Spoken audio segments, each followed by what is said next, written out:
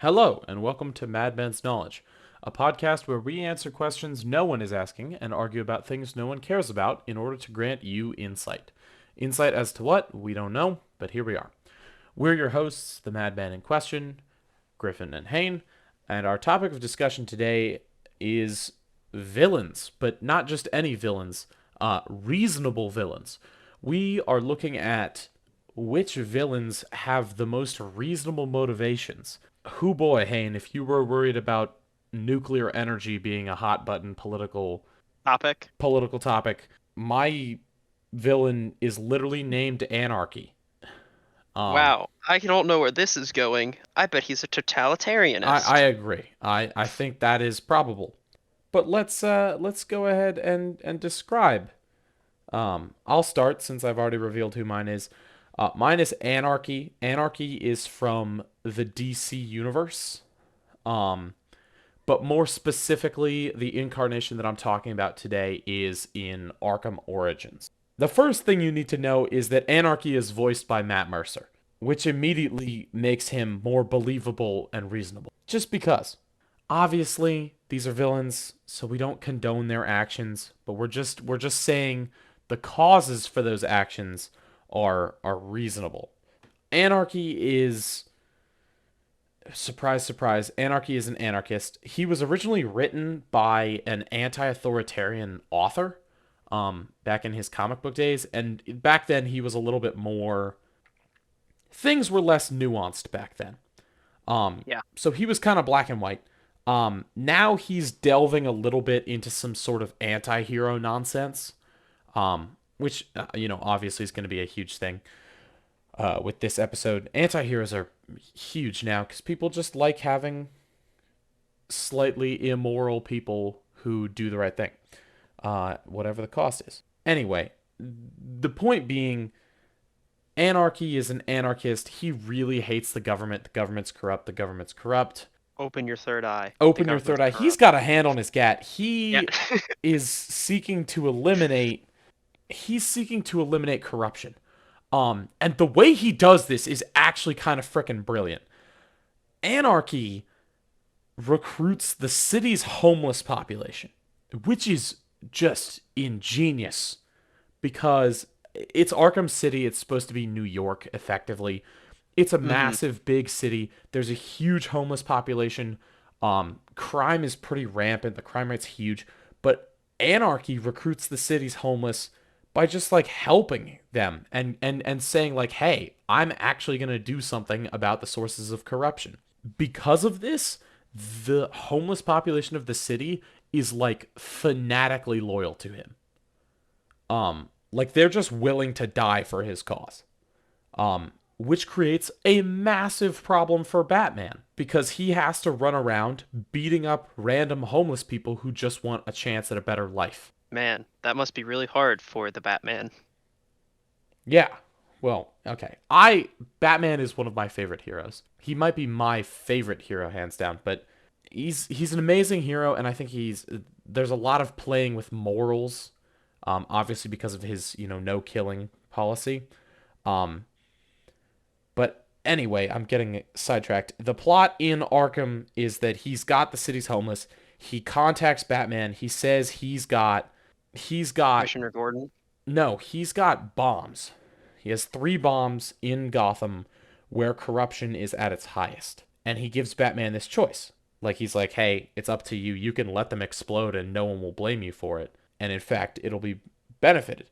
And Anarchy is, he's voiced by Matt Mercer. He's this very charismatic speaker. And he makes excellent points where he talks about his vigilantism and how he's kind of similar to Batman.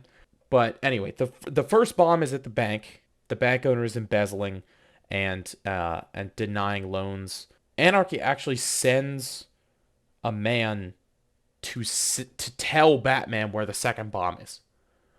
Because Anarchy is so confident that he can like get Batman's goat here. It's at the casino. The casino's crooked, and so he sent somebody to tell Batman that it was at the casino because he thought that Batman would just be like, probably like just too corrupt to save. The third bomb, it's obviously at the police station. Of course, it's the Mm-hmm. police station. It's you want to talk about the corruption and anti-authoritarianism. That's where he's gonna go. But anyway, Batman defuses all three bombs, much to Anarchy's surprise. But then Anarchy invites him to the courthouse, and Anarchy actually suggests that they team up. And he goes into this. It's difficult to call it a monologue, but he is, because again, he's the point of this is that he's reasonable. He compares himself to Batman. He says, "Hey, how are you any different from me? You're going through the city taking out corruption with no regard for the law. Like how can you claim to be more innocent than me? I'm just doing it more efficiently." And he's suggesting that they team up. Batman kind of just dismisses the fact that they are undeniably pretty freaking similar. And he just sort of go home buddies him. But he's also, he's got a fair point. Anarchy killed a couple innocent people. Anarchy is basically, he says that everybody's complicit. You're not part of the problem, you're part of the solution. And then, he rants, and then he says that Batman is the source of the problem in Gotham because he keeps bringing high profile villains to challenge him, which is really where the reasonableness comes in. Anarchy's just got three very reasonable points. Um, Mm-hmm. the first being that Gotham is corrupt and beyond saving. The second being that he and Batman are not that different. And the third being that, Batman's kind of at fault for the fact that all of these frickin' supervillains keep showing up. Batman sort of brushes him off, which is kind of significant because, to me, that kind of demonstrates how reasonable he was. Is that he can't. Batman. Yeah, I mean, Batman's not chatty, but he's an intelligent person who will, usually he talks down the villain, and he's like, "No, I'll never join you. Your morals are shot, and you're doing something that's super super bad." Batman doesn't do that to Anarchy. He just kind of shuts him down. Is he's just like, "You killed innocent people. I'm done with you." And then he beats the crap out of everybody that he's with, and then he beats the crap out of him. That's the way it runs. I think he's overlooked because he's so polarizing. He's an anarchist. Mm-hmm. It's difficult to get on board with that. Given the fact that he never really implements or pushes his political agenda, he basically all he wants is to root out corruption and sort of, implement better systems to deal with the corruption in Gotham. That's where he can be seen as reasonable, and not just some crazy anarchist that Batman has to beat the crap out of. Yeah. Well, I was gonna say the fact that they just sort of like Batman doesn't respond or comment on the fact indicates to me that like he is correct in that they're very similar because they're both vigilantes trying to do what's best in their mind to improve Gotham. The fact that Anarchy accidentally or intentionally killed a few innocents, as collateral damage, and because of that he's completely invalid 100%, I think is kind of one of the worst parts of superhero tropes. Um, because in my mind, I think yes, you should strive for zero innocent casualties, but you know, in some cases you can't. Like you can't control that. I think that your goal should always be to minimize the number of lives lost, but you can't put the number like I don't think that putting the if your two options are zero innocent lives lost, but the bad guy gets away and then potentially hurts more people in the future versus one innocent will die, but the criminal will be stopped and cannot go forward and harm more people in the future, potentially or otherwise. I feel like in some cases you need to take that trade.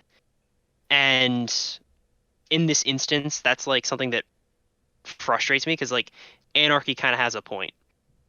And some of the Batman stories, I think he does talk about like battling corruption within Gotham. But the fact that he's not willing to help this person or even like try to reform him essentially, Oh yeah, like that's even more interesting. Um, it's revealed later in the story that Anarchy is a teenager, interesting. which is compelling because that sort of adds the gravitas to the fact that Batman's just dismissing him. Hmm. Yeah, It at the is point very where much like a go home buddy exactly moment. at the point where a disillusioned youth is like planting bombs to root out corruption, like maybe you might want to think about some sort of action. Because again, at the end of the day, um, his followers are really, really loyal to him. He calls himself the voice of the people. Um, and the game sort of like slights him for that. Like they say he's the self-proclaimed voice of the people, but he's got a ton of like very disillusioned youths and the entire homeless population like are very loyal to him because they just see the same things that he does, and they believe that he's going to make them better because he's going to take direct action. Obviously it's not moral, but rooting out the corruption by just killing the people who are corrupt is like efficient. Yeah, Obviously it's not, you can't condone it, and I'm not trying to say that he is I'm not right in I'm not every regard. advocating. Yeah, we're not advocating for political violence here, ladies and No, gentlemen. it's But we are saying that his motivation behind it and the fact that he has so many people behind him make it difficult to just simply ignore his point. yes, I agree. That's a pretty good take. My character, my villain, is Mr. Rabbit from the TV show Utopia. And I only recently found out about this show. It's only available in the UK, and there's only 2 seasons of it. And I'm not going to explain the plot because it is a mystery slash conspiracy thriller. So if you are interested in watching the show, I wouldn't recommend listening to this following section. But essentially, the plot or the goal of Mr. Rabbit is to sterilize like 7/8 of the world population. So like 87.5% of the world is going to be uh, sterilized. And the way that they're going to achieve that is by giving them a vaccine, which they're the way that they're doing it is by releasing a virus, which is very deadly, and then using the vaccine that they produce also introduce this like chemical agent which sterilizes people. And this show came out many years before the COVID pandemic, so it is a little unfortunate that I'm watching it when I am. And also, this is a completely fictional show. Anybody here that's like into those tinfoil hat theories? No, that's just not. This isn't realistic. Okay, just don't do that. Don't take this as like a, oh, look at what the government can do. Anyway, point being, um, the whole goal is to sterilize the world population so that we don't overpopulate. And the argument behind that is essentially that when resources become scarce, humans are inherently selfish creatures, and so we will do whatever we can to ensure our own safety, even if that comes at the expense of others. And so, thing is that they're kind of right because you saw. I mean, I'm sure everybody saw how, like, at the beginning of this pandemic and COVID, we had everybody's making runs on toilet paper and hand sanitizer and all of these things. Like, people are taking massive excesses to try and stockpile so that they always have access to this material. And that, as a result, means that other people don't have it.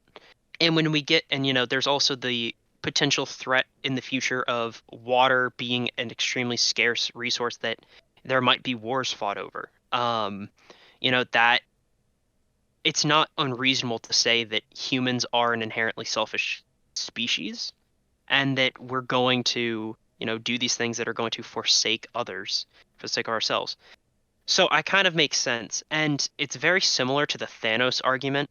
And to make a long tangent short, Thanos is kind of stupid, and it's for the very similar reason that I'm going to get into with this guy. The idea that there's only a finite amount of resources, and therefore we have to reduce the population to uh, prevent conflict over those resources, that makes sense, but I don't condone the way that Thanos.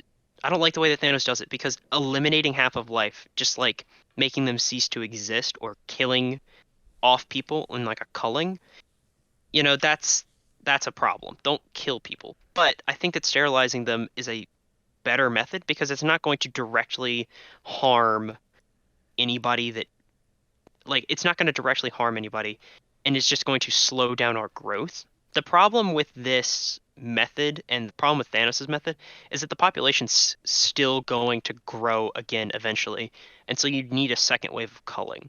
And in Thanos' case, he destroyed the only object that allowed him to cull. So in the next 1,000 years or so, when, they need Thanos 2, it's not possible because he destroyed all the Infinity Stones.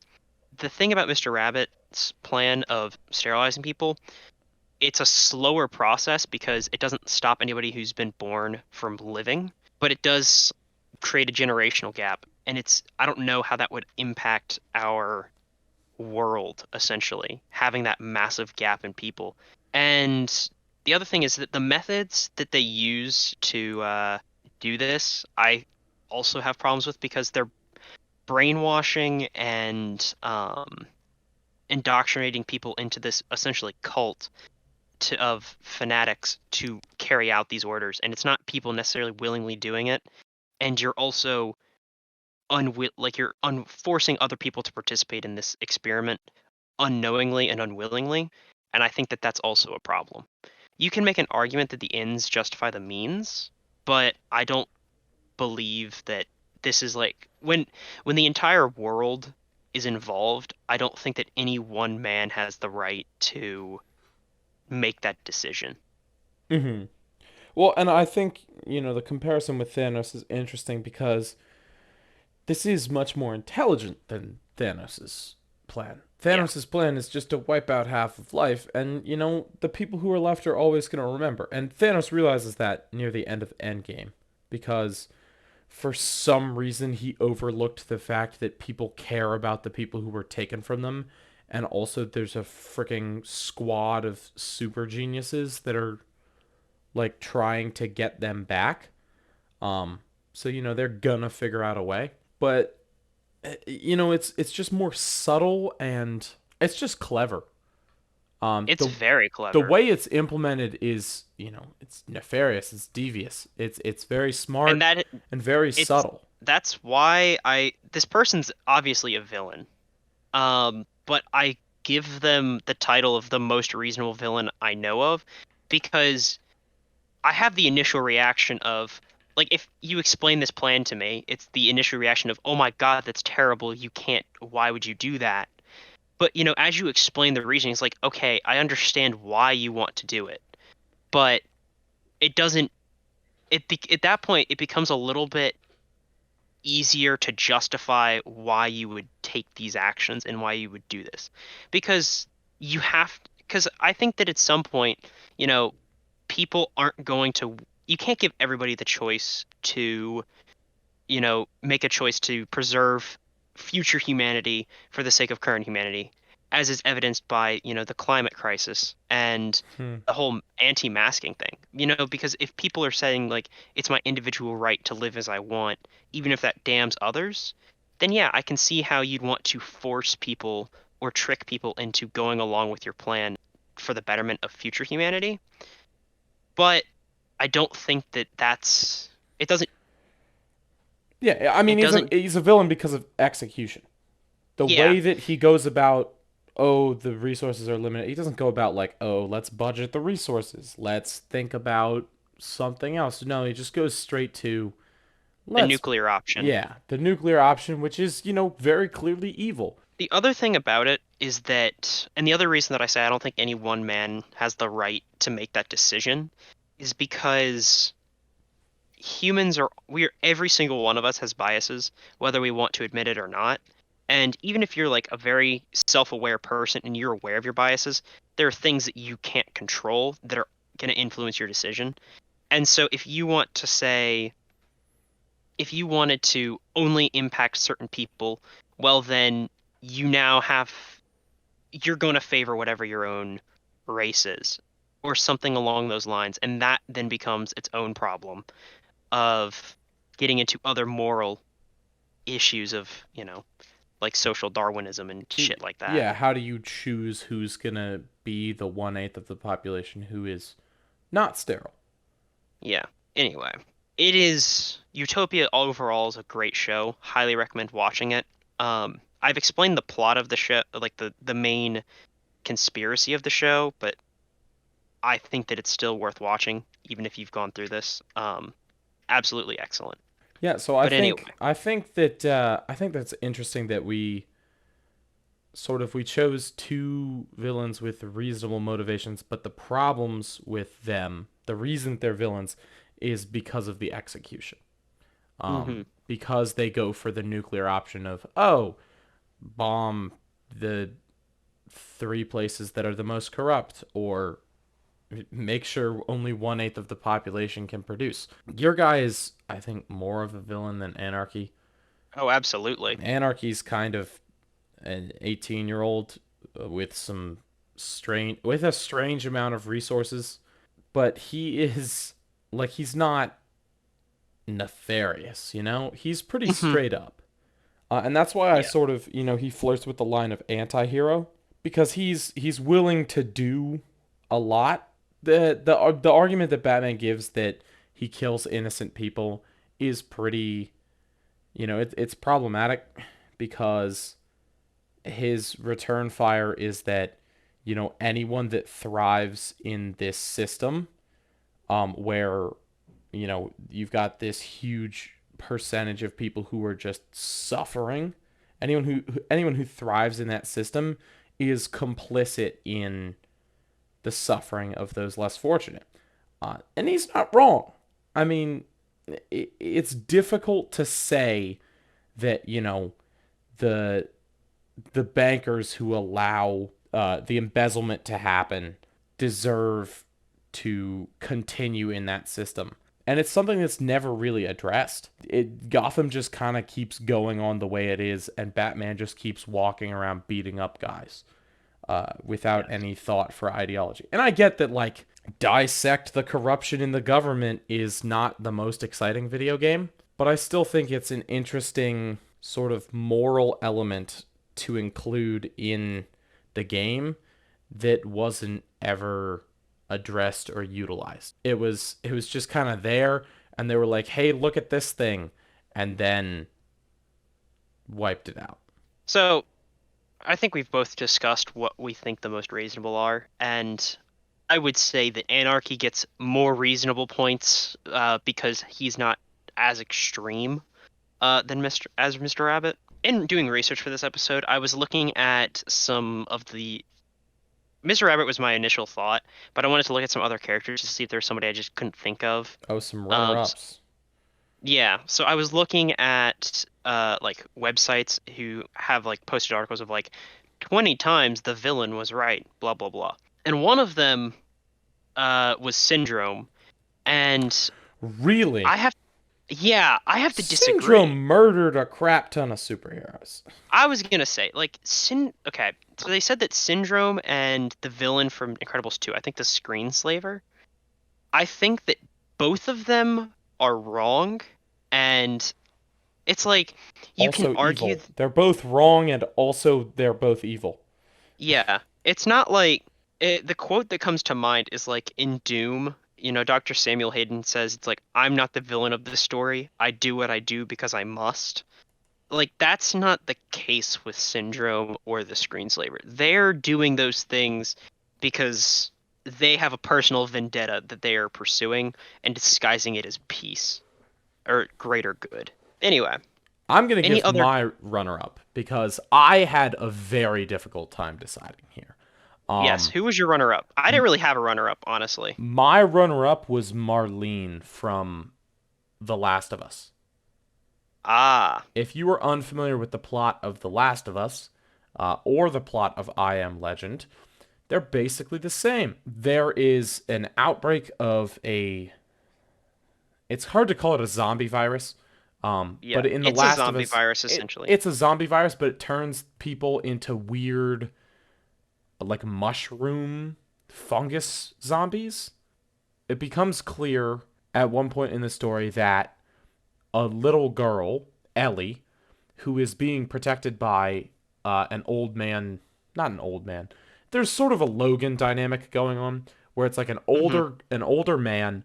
Uh, Joel has lost his daughter. His daughter died in the beginning of the zombie virus.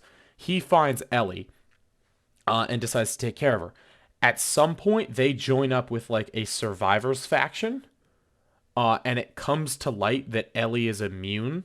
And Marlene, the leader of said survivors faction, wants to kill Ellie. Wants to kill Ellie because she thinks that they can make a cure out of her. They can figure out what's going on, and they don't think they can do it with while alive.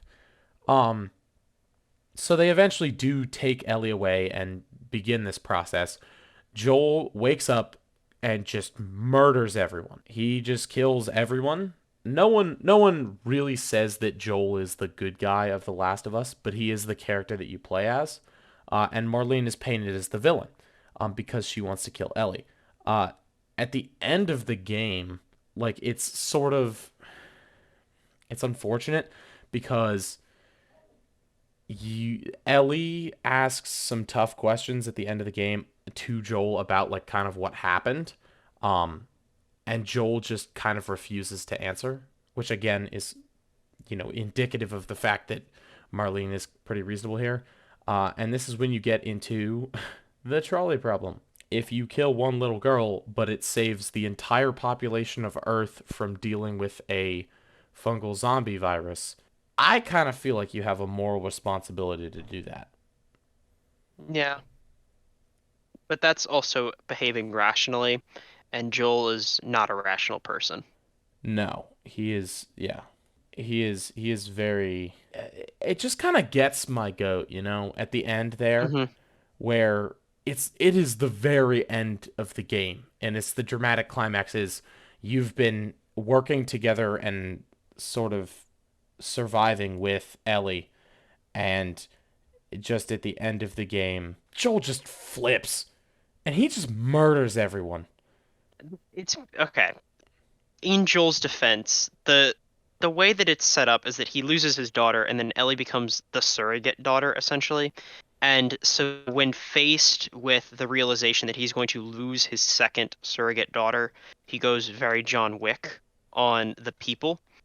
And as Griffin is saying, like there is, that's I wouldn't say that Joel's a good person. Like that, those actions, I think they're entirely selfish, and but also I can't fault Joel for that because I don't think that many people have the strength to turn away and just let their daughter die. Yeah, I mean, I kind of feel like Ellie is well, so again, it's where it gets problematic at the end of the game. Ellie doesn't know. Ellie knows she's immune. She doesn't know why, and it's the thing that they remove from her to that is making her immune will kill her if they remove it. So it's like I don't know about you, but if I had a thing in my head that had the potential to end a zombie virus, I'd be like, "Yes, kill me and save every other human on Earth." Um, Yeah, I'd be the same way. but interestingly, Ellie is not given that choice. Yeah, She and I gets think that that's mm, she gets good. they give her anesthetic and tell her that it's just like a normal medical thing. And so she's asleep the whole time Joel is on his murder rampage. Um, and then she wakes up and she asks why they're not with the other people, the other people that Joel has murdered. And he just says like, "Oh, we're not with them anymore," or like we don't want to be with them anymore, but like just completely covering up and not even giving her the option of like sacrificing herself to save all of humanity. Yeah, but also that group didn't give her the option to make that choice either. Yes, which is why it's easier to justify. So I think that Yeah. is a compelling, it's a pretty That's the significant moral point. ambiguity that's the moral ambiguity that we like in media. Yeah. I don't like it's very boring when the moral ambiguity is like more along the lines of like, ho ho hee hee, I'm going to be evil. But I have tragic backstory, therefore that's why. Like like what they did in the new Corella movie that came out. It's like Corella Deville, originally just a straight up batshit insane evil woman who just wants to kill puppies. And then in the new live action movie they've released recently, it's like the reason that she has a vendetta against the puppies is because the puppies killed her mother. And it's Yes. just like It's that's so freaking funny. it's so stupid. It's like my father was killed in a car accident, therefore I have a vendetta against all cars. It's dumb. And I'm not a huge fan of that. I get that they wanted to make money and it's a compelling character, but the way that they did it is so laugh out loud ridiculous. It just makes me angry, you know? I'm also gonna say, I like, as good as nuanced and like ambiguous villains are. Oh, actually, I remember who my runner-up was. I think my runner-up was Genichiro from Sekiro. And I'm not gonna tell you the full plot of the game because I want you to play it and I think you'll enjoy it. But pretty much, Genichiro is a person who is doing everything that he possibly can to save his country. That comes at the cost, well, essentially he's trying to sacrifice everything um to reach that end, and the player character Sekiro is stopping him, but only because Genichiro has had to. It's kind of like the Ellie situation where one of the side character, like the supporting character for the protagonist, is in a very important position and like has a special power that other people want. But in Sekiro, the person is actively resisting, and therefore you're having to rescue them from this person. Mm-hmm. It's really hard for me to explain why I think he's a understandable villain without explaining the plot. Yeah, without spoiling literally everything. Yeah, so I'm just gonna say I think he's also pretty good. But what I was gonna say before I remembered that is I think that it's good to have nuanced and fun villains. Not fun, sorry. Nuanced and like ambiguous villains that kind of fill a gray space and you could say like, "Oh, that kind of makes sense." But also don't make every single villain like that. Yes, It's that's the fun way that it is right now, and it's and it's frustrating. so yeah. Like can we just have like a Joker that's just hoo hoo hee hee, I'm just a funny little funky crime man. Can we just have crime Frankenstein, I you know. know? It's the Not goal. everything has to be deep. You can have a well written villain who does not have relatable motives. You can have it's just a guy who's goddamn evil, and people will love him for it. Like, I was gonna say, that's an evil guy, but he's so cool in his evilness that he's a fantastic villain. Gaston, Gaston, yes. rotten to the core, love him to death because he's interesting. He's interesting not because he's ambiguous, but just because he's an interesting character. He's an interesting character who is irredeemable. He's jealous, he's blunt, he's stupid, he's sexist, and just all around not a great guy. But he's got an absolutely fucking cool song. His song is a straight up banger, and so nobody cares that he doesn't have like, oh, he has a dark past. His parents were killed by things that kind of were hairy. It's frustrating nowadays that people think that the only way that you can have a well-written villain is to have them be relatable. I think that that's also why part of the reason why the 2018 Grinch is such a shit movie. Oh my god, yes. because Anyway, it just makes it a funny little green guy. Hoo hoo hee hee. It's I'm not just gonna. evil. I don't know if I've talked about this with you, or if we want to save this for another episode. But like, I feel like movies nowadays fall into two categories. Either one, they're trying to make as much money as humanly possible, or they're trying to become like the next big masterpiece that like revolutionizes cinema. And there's just not enough movies that are just like, I'm gonna make something that's stupid, but you're gonna sit down, you're gonna watch the whole thing, you're gonna go, that was a really fun time, and Fucking then Treasure you Planet, leave. man. Treasure Planet is a great fucking movie because it's just you sit down and you watch it. The Lego Movie is another great example. Like, that is a fantastic film. Yes, it has some messages, but they're not incredibly deep, and it's not like a artistic masterpiece where it's like, oh, you have to like, be an art history major or something. Like, you can just sit down and watch this Just have a ridiculousness. good time. And Yeah. the thing, bringing it back to Grinch, because I think Grinch is actually a really good dichotomy, because you can take a look at what the Grinch used to be and look at what they made him and be like, ah, yes, film conventions have changed. The old Grinch has a better character than the 2018 Grinch. Like the 1966 Grinch has a more compelling and fleshed out character than the 2018 Grinch. And it's just because they can't pick an angle. Yes. The Jim Carrey Grinch is even better, in my opinion, than 2018. I think it Be- is a better character. I think that it yes. is a better character than the 1966 Grinch because it isn't a full movie and No, no, no, no, because they no. Sorry, give I'm comparing Jim Carrey to 2018. ah yeah, no, absolutely. I think that Jim Carrey Grinch is better than the 1966 Grinch because it is a good character that is fully fleshed out in a feature-length film. Mm-hmm. The normal Grinch gets 20 minutes to his name.